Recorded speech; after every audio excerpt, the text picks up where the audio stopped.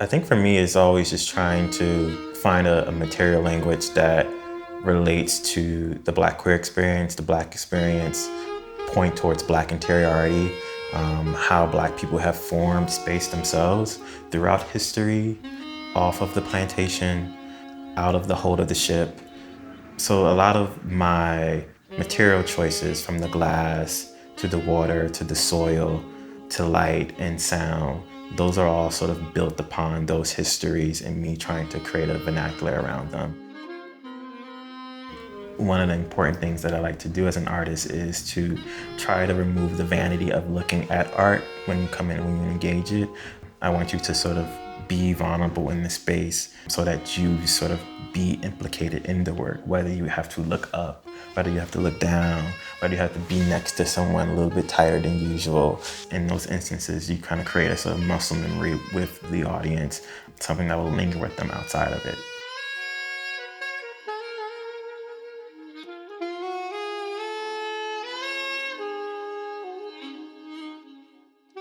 Music has always sort of been a huge part of my material language, especially when I'm building or constructing space. Sound, sonics related back to Black spirituality, Black mobility, the way that rhythm and blues, they all sort of aligned with Black queer expression as well. And so this show is sort of just a gumbo of all of those things mashed together.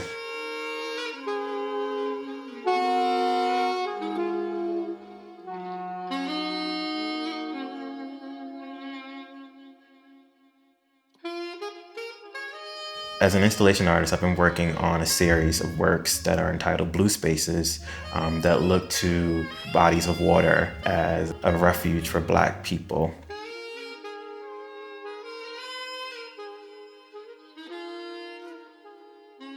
I started working with glass and wanting to find a material to work with that related back to a lot of the sort of scholarship and theory I have been forming around my practice. And glass in particular was that material. It's a material that is boundless.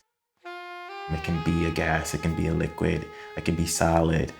That sort of multiplicity is something that I like to engage in as it pertains to the Black queer experience. Then also the sort of fragility, the vulnerability of glass, but then also the strength of it too.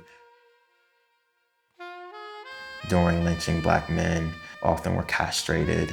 There was a sort of attack on the Black male body, but then also the sort of overall theme around religious and erotic ecstasy running through the show.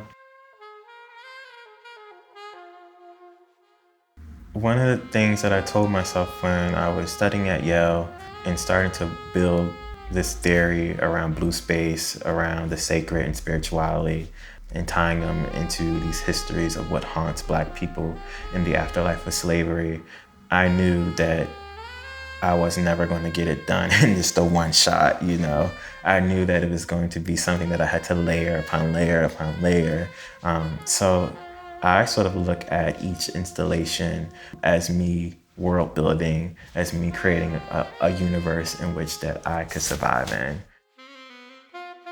And so, yeah, it's definitely healing for me to sort of do that and embark on these new journeys each time, because I know I'm just adding another city, another state, another country, another body of water in my world that, you know, that I want to live in one day.